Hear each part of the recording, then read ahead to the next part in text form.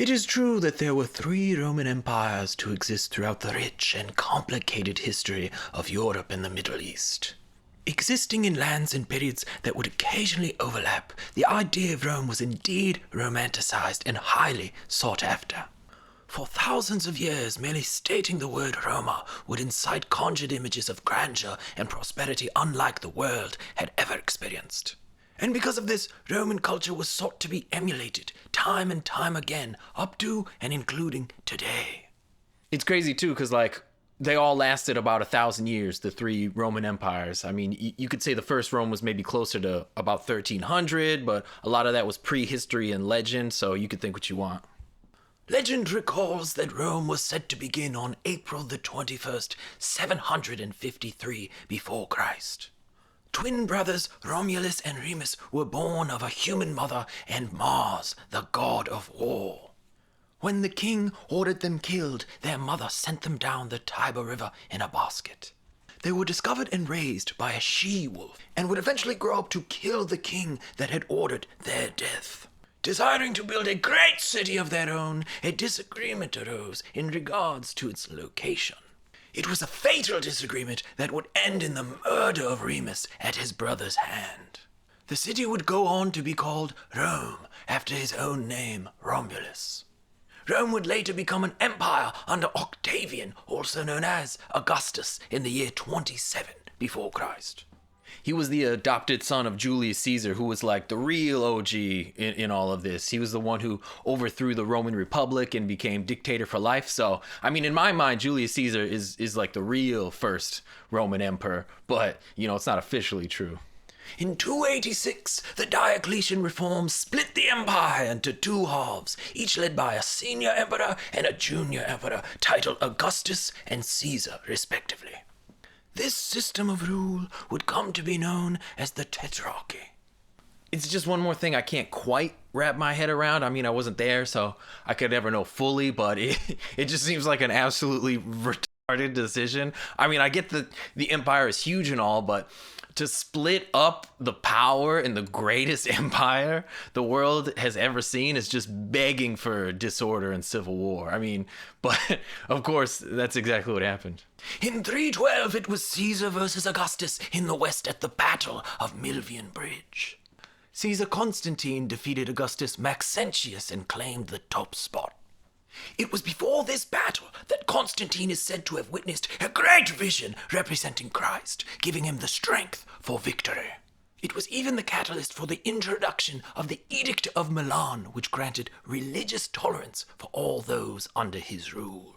In 324, he also went on to defeat Augustus Licinius of the East, consolidating rule of the entirety of the Roman Empire under one name, Constantine.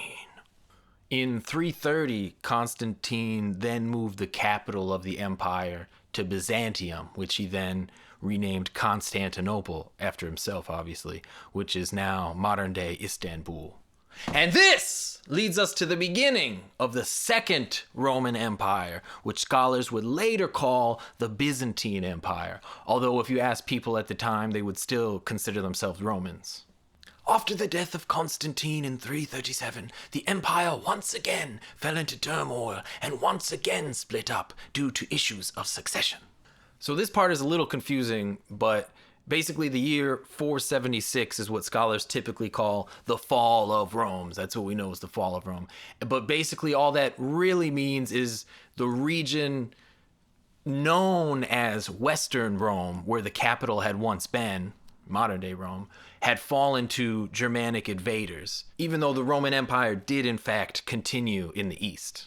So it can be said that the Second Roman Empire, also known as the Byzantine Empire, or sometimes the Eastern Roman Empire, lasted from 330 under Constantine to 1453 when it was captured by the Ottoman Turks led by Sultan Mehmed II. Many great scholars and texts were displaced from Constantinople and fled to Italy, leading many to consider this event to be the great harbinger of the Renaissance era. But hold the phone! All that happened in the Middle East. What about the Third Roman Empire you were promised? So for that, we're going to have to rewind a little bit. In 450 AD, about the time of the fall of Rome, a Frankish dynasty was formed in the region of modern-day France and Germany called the Merovingians. They lasted until about 751 AD when Pepin the Short deposed the last Merovingian king and created yet another dynasty of the Franks called the Carolingians. Why am I telling you this? Because you might have heard of Pepin the Short's son, Charles the Great, better known as Charlemagne. The great King Charlemagne was known for his extensive military campaigns. He would reunite many lands previously belonging to the Roman Empire, including Saxony, Spain, and Bavaria. Eventually, Charlemagne would encounter Pope Leo III. Pope Leo was entrenched in power struggles with Italian nobility, and Charlemagne did not yet have divine legitimacy. They kind of struck a deal where basically the Pope was given protection and Charlemagne would be given divine favor.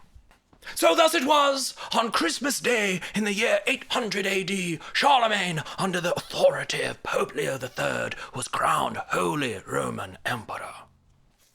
Though this name wasn't used until later in history, Charlemagne did see his empire as the continuation of the legacy of Rome, but he didn't call it Rome, it was still just the Carolingians. So much so that later it would be called the Holy Roman Empire, our third and final Rome.